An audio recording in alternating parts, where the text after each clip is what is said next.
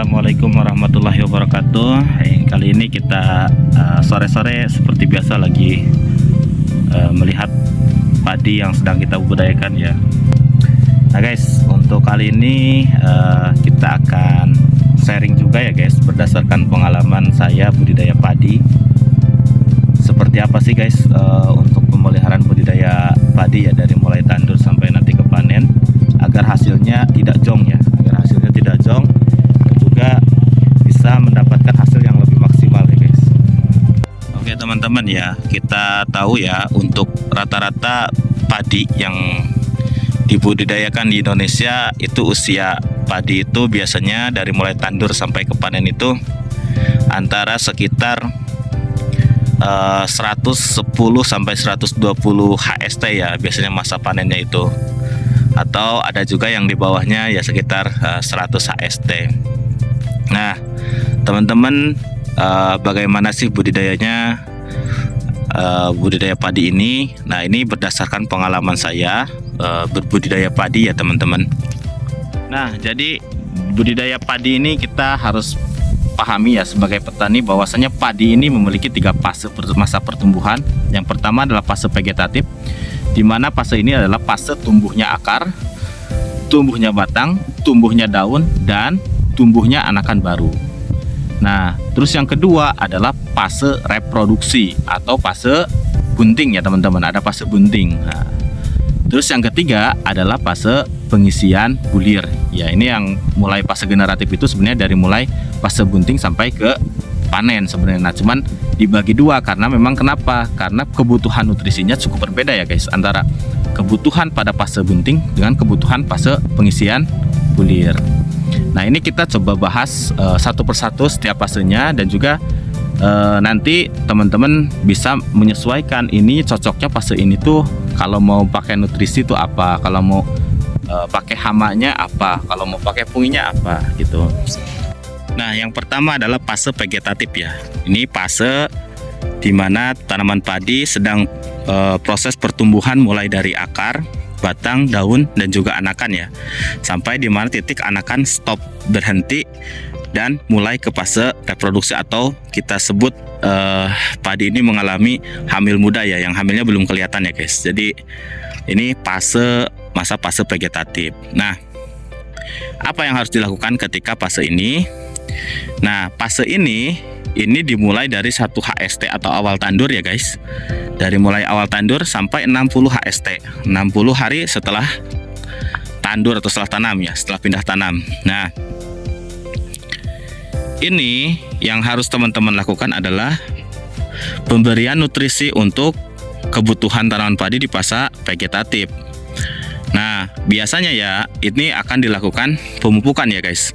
Jadi pemupukan, ada yang pemupukan melalui akar, ada yang pemupukan melalui daun ya, atau penyepraian. Nah, biasanya dilakukan pemupukan melalui akar itu di usia 2 minggu ya, 15 atau 15 HST, dan biasanya diberikan lagi nanti ketika usia 25 sampai 30 HST, biasanya pemberian lagi pupuk melalui akar.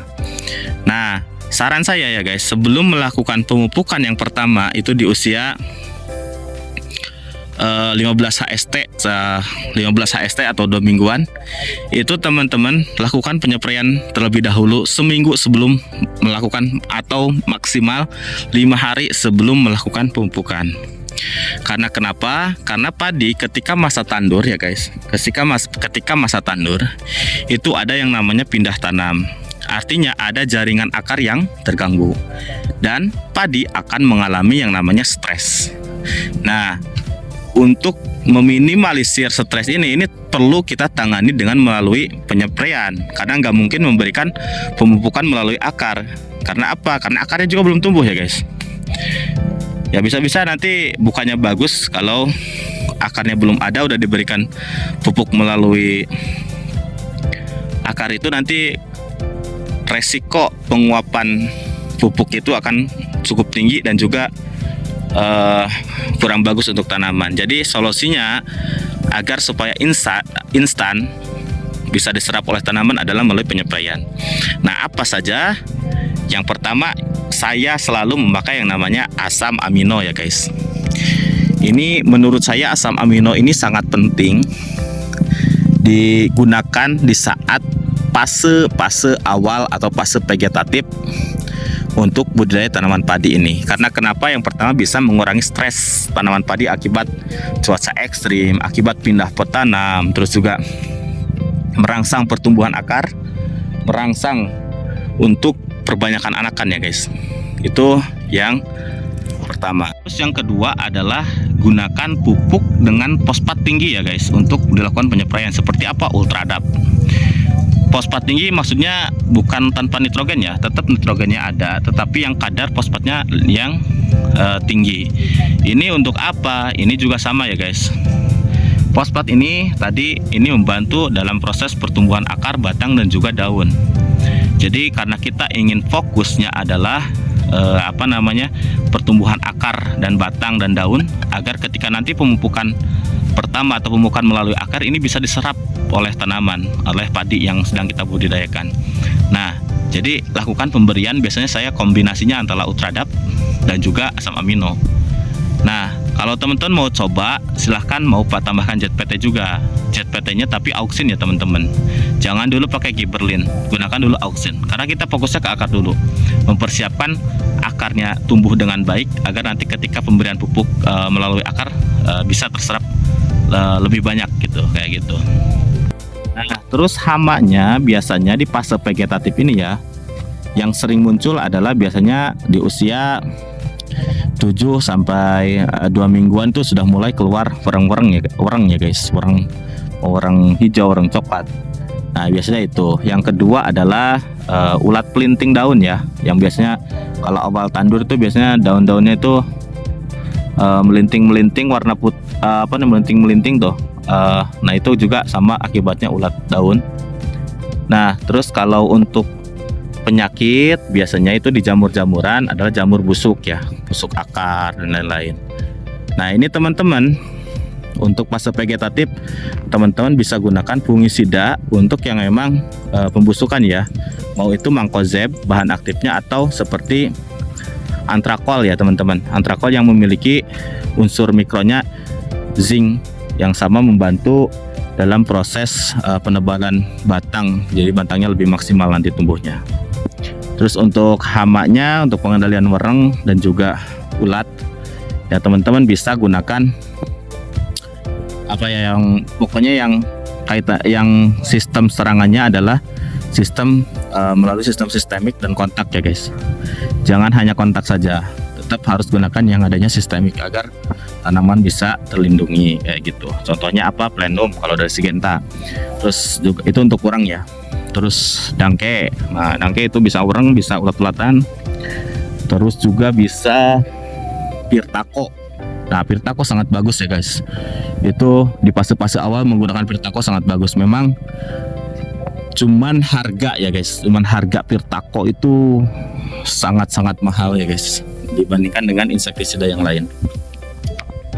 Nah, selanjutnya ada fase reproduksi atau fase bunting ya. Nah, ini biasanya dimulai sebenarnya untuk fase fase mulai transisi antara vegetatif dan generatif itu sebenarnya di usia padi 45 HST ke atas ya, 45 HST atau 50 HST itu udah mulai persiapan ke fase bunting. Nah, ini teman-teman yang harus disiapkan adalah MKP ya teman-teman, monokalium fosfat. Jadi dimana kalau untuk merangsang pertumbuhan bunga ini yang sangat dibutuhkan adalah balik lagi pupuk yang mengandung unsur fosfat tinggi dan kalium tinggi. Jadi di saat masa reproduksi juga ini sangat penting ya guys, karena kalau kurang ya nanti hasilnya kurang maksimal gitu. Jadi pemberian nutrisi di fase ini sangat penting dilakukan. Di sini di masa bunting ini atau masa reproduksi ini teman-teman bisa gunakan MKP sebanyak 2 sampai 4 sendok guys, buat merangsang agar si bunga cepat keluar. Itu tujuannya. Terus yang kedua teman-teman bisa gunakan jenis fungisida seperti tandem. Terus juga teman-teman mau pilia juga bisa teman-teman gunakan pilia.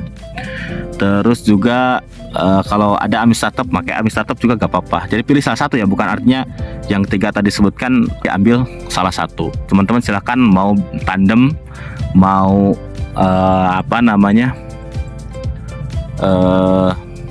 tadi tuh, mau tandem, mau Ami Startup maupun Pilia, silahkan pilih salah satu ya. Karena untuk penggunaan fungisida sebenarnya sebagusnya itu ada rolling ya, jangan hanya satu fungisida tapi di rolling. Jadi 2 kali 3 kali pemakaian di rolling sama fungisida yang berbeda kayak gitu. Nah, terus untuk inseknya, nah di sini di fase ini biasanya yang menentukan adalah adanya hama beluk ya nantinya ketika keluar bunga yang putih-putih. Nah, ini penyebabnya biasanya sundep atau penggerek batang. Nah, ini yang paling banyak terjadi, sundep dan penggerek batang yang memang sangat susah ya, sangat susah dikendalikan. Nah, ini biasanya saya menggunakannya adalah insektisidanya seperti Cipio, Prepaton, terus apa lagi yang sedang sekarang saya gunakan itu Spontan King ya. Terus yang memang khususnya untuk penggerek atau sundep ya, khusus untuk ulat-ulatan penggerek atau sundep. Nah, ini teman-teman bisa lakukan juga itu. Terus juga pada saat bunting teman-teman, kalau masih ada stok asam amino waktu awal penyemprotan, itu gunakan juga guys di masa bunting. Karena kenapa? Nah, si asam amino ini selain yang tadi saya sebutkan di fungsinya di fase vegetatif, di fase bunting juga dia itu bisa apa namanya merangsang agar si fosfat ini cepat diurai dan sehingga mudah mudah dimakan oleh tanaman gitu. Ini fungsinya si asam amino ini. Jadi asam amino itu tidak hanya digunakan di saat masa vegetatif maupun generatif juga tetap gunakan kayak gitu. Terakhir ini adalah fase menentukan ya, fase pengisian bulir padi. Nah, fase pengisian bulir padi ini yang paling penting adalah teman-teman gunakan pupuk ya, pupuk melalui foliar atau penyemprotan itu yang mengandung kalium tinggi. Contohnya apa? KNO3, KCL. Itu yang mengandung kalium tinggi. Nah, kalaupun masih ada stoknya dari MKP, gunakan juga gak apa-apa guys. Itu agar lebih memaksimalkan nanti berat atau bobot di padi. Nah, biasanya yang menyerang di fase ini untuk pungi-punginya adalah patah leher, biasanya tahu teklik. Terus juga ada jamur palsu ya teman-teman. Ketika masa pengisian biasanya ada juga jamur palsu yang disebabkan oleh bakterisida. Bakteri yang disebabkan oleh bakteri lah, bakteri padi. Nah, itu penanganannya bisa pakai bakterisida ya teman-teman. Terus atau juga pakai Ami Startup ya, karena Ami Startup itu bukan hanya untuk jamur-jamuran tapi bisa juga untuk mengatasi jamur palsu. Terus inseknya teman-teman ya silahkan gunakan kembali Icipio ya biasanya, karena dan juga wereng plenum ya, plenum biasanya ada wereng plenum. Terus pupuknya udah, inseknya udah, punginya udah. Nah, paling itu guys untuk masa pengisian bulir ya. Yang penting gunakan pupuk yang mengandung kalium tinggi. Nah, yang tadi saya sebutkan ada KNO3, ada KCL. Nah, KCL ini teman-teman bisa melalui spray atau bisa melalui yang ditabur ya. Karena beda dosis ya teman-teman. Kalau melalui penyempraian dosisnya sedikit, tapi kalau ditabur itu bisa lebih banyak gitu. Silahkan teman-teman gunakan yang banyak. Bukan yang banyak, gunakan pilih yang mana yang menurut teman-teman paling cocok. Karena kenapa? Karena melalui penyempraian itu adalah cara paling efektif dalam pemberian pupuk ketika masa-masa genting ya. Tetapi kalau melalui akar itu adalah solusi pemupukan dengan jumlah yang banyak ya, karena akar itu meskipun banyak ya nggak terlalu nggak terlalu riskan. Kalau ke daun kan kebanyakan nantinya akan gosong kayak gitu. Oke guys, mungkin sekian ya update untuk budidaya tanaman padi ini. Mungkin buat teman-teman yang punya pengalaman lain boleh komen-komen ya di komentar di video ini. Thank you yang sudah join, jangan lupa like dan subscribe ya guys. Assalamualaikum warahmatullahi wabarakatuh.